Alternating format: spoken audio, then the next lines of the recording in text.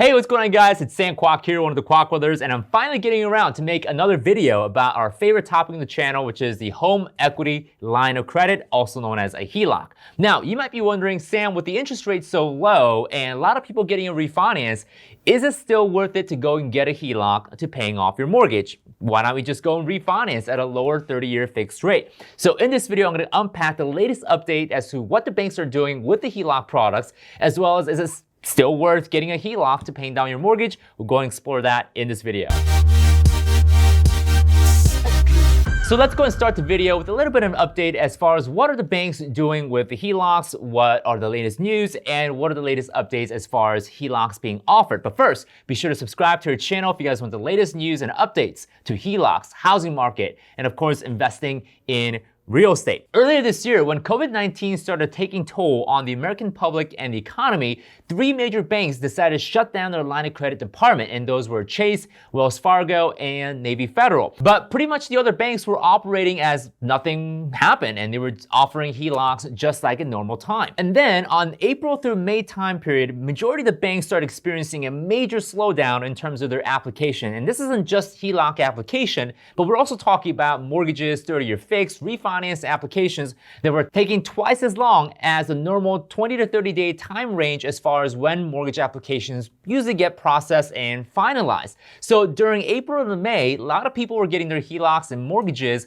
and it was taking about 30 to 60 days, some even 75 days, for the HELOC to finally close. Now, originally my presumption and my hypothesis was that, well, because a lot of bankers and underwriters are staying home to work, it's probably lack of infrastructure as far as banks not able to communicating with each other, thus slowing down the application process and ultimately creating a lot of inefficiency. Well, so I thought. Well, the real reason that I discovered and the new hypothesis that I've developed now as far as why are the banks slowing down? Well, by now we should have a pretty efficient structure as far as communication between the banks and underwriters, so there really shouldn't be an issue. Well, the new hypothesis that I've developed as far as why our HELOC and mortgage applications have slowed down to the point where consumers have to wait anywhere between 30 to 90 days for a HELOC to get approved and ultimately be funded. Well, it really has to do with who are ultimately buying these mortgages. Now, just as a reminder, in case you don't know how the banking system works, after the bank creates a mortgage, they lend out, let's say, $100,000 to you, right? They don't keep that $100,000 loan and wait 30 years for you to finish paying it off. Instead, what they do is they sell it to a group of investors, hedge funds, bond market, and typically what the banks do is they package these mortgages as a one singular unit known as the mortgage-backed securities, also known as MBS. So imagine thousands of different mortgages being combined, turning into a one giant mega mortgage, and we have group of investors that buy these mega mortgages, expecting a guaranteed return from anywhere between 3 to 5% interest. Not only this is true with mortgages, your traditional 30-year fixed mortgages, but a lot of the first lien HELOC products also fall in that category where investors and private banks buy these mortgages or HELOC loans, essentially expecting a guaranteed return over a period of time. Well, what happened was because of the COVID scare and how the economy started to slow down, we've seen a massive increase of unemployment. A lot of investors are now thinking, we gotta exit. We gotta start selling off our bonds. We gotta start selling off our stocks. We're gonna start liquidating our portfolio, our investments, and therefore less buyers are in the market buying these mortgage-backed securities and also these first lien HELOC secured products. Now, right now, Daniel may have covered this already, but the number one investor that is buying mortgage-backed securities right now is Federal Reserve. It's the bank that's responsible in printing money, which there's a lot of conflict there, and Daniel can definitely cover more about that. But as you can imagine, a lot of people are frightened right now. They don't want to buy anymore. They don't want to invest in the stocks because lots of scary things are happening. Therefore, there's less people right now buying the mortgage-backed securities.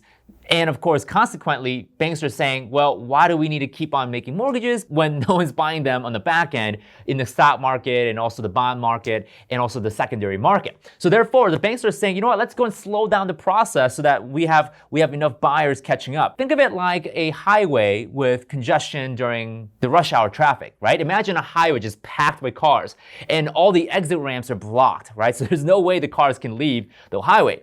But the on-ramp to the highway is wide open.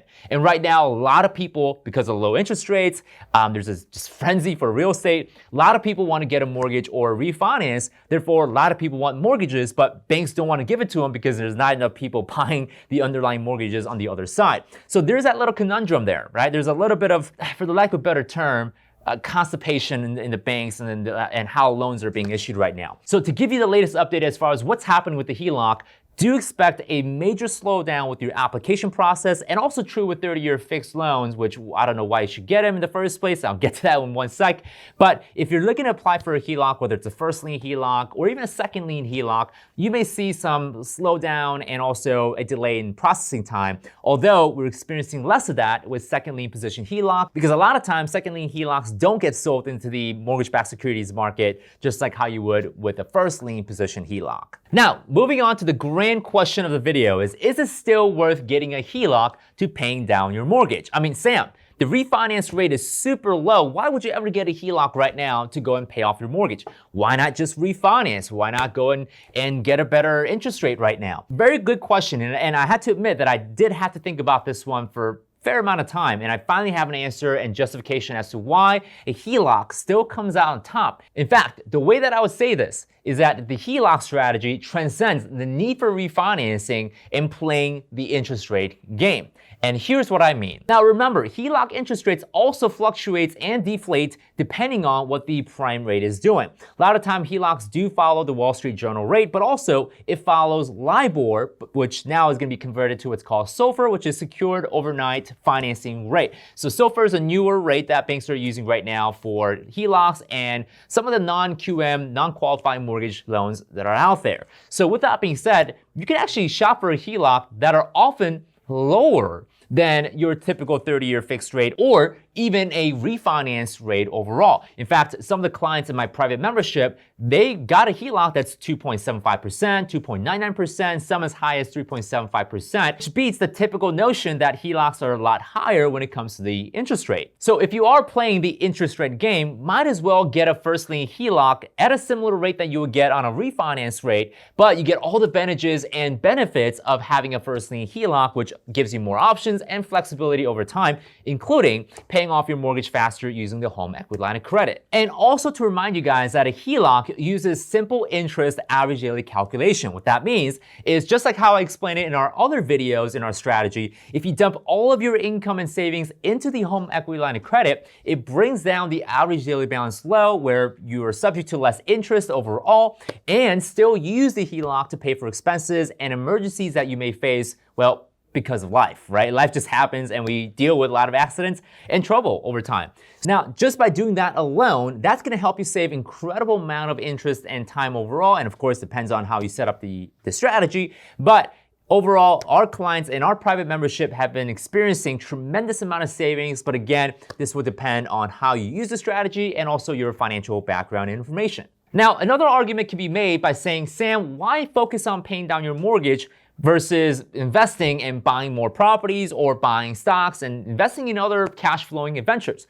Well, getting a HELOC allows you to do just that. In fact, it gives you a faster transition from paying off your mortgage to ultimately buying more assets. And here's what I ultimately mean. When the times are doing really, really well and asset prices are inflating and there's low unemployment, I believe that's a great time to paying off your loan and staying flexible as much as possible. Now, when the times are bad and there's blood in the streets and asset prices drop, I believe that's a great time to take your HELOC that you were using to pay down your mortgage and then buying cash flowing and cash cow businesses, or if you're into real estate like me, start buying real estate because prices are cheaper and rental market's gonna be likely to be hotter, so you're gonna be able to create more cash flow in those times. So it's kind of like taking one step back, but taking two steps forward when looking at the bigger picture as to creating more income and wealth over time. And also something I mentioned in my previous HELOC videos, a HELOC can act as almost like an income insurance. Now, picture this, and I hope that this never happens to you ever in the future, but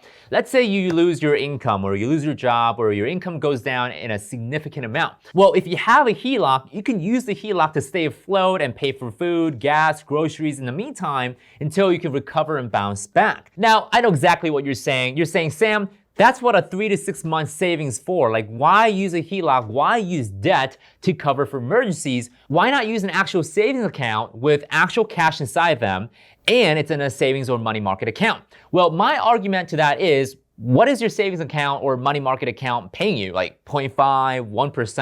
I mean, it's really laughable, right? When it comes to the amount of interest that the banks are paying as far as the savings account. So instead of putting your money or parking your money on a savings account or a money market account that's paying you less than 1%, why not relocate that money into a HELOC where we can now save 2.5 to 6% interest depending on where you're at. So instead of focusing on earning 1%, now we're taking that same dollar, putting in a HELOC, saving us 2 to 5% or 2 to 6%, and still getting access to that money whenever you want. And if you do it the right way, you can virtually eliminate all risk when it comes to the HELOC and using the HELOC to paying down your mortgage or other income producing assets. So all that to say, getting a HELOC to paying off your mortgage is still alive and kicking, and it's still relevant, and I believe it transcends the need for refinance. And keep in mind, guys, getting a refinance doesn't necessarily guarantee that you're gonna pay off the mortgage faster or even save money by refinancing. In fact, I have several videos covering why refinancing is literally a financial suicide. It may actually cost you more money down the road, though the interest rate is lower. So definitely check out some of those videos where I explain how the math behind that works. And also, I'll have a video as to why fixed rate interest rates are a huge scam, and I'll explain exactly why in our next video. So definitely subscribe and stay tuned because I have some lot more updates for you guys coming soon. Take care.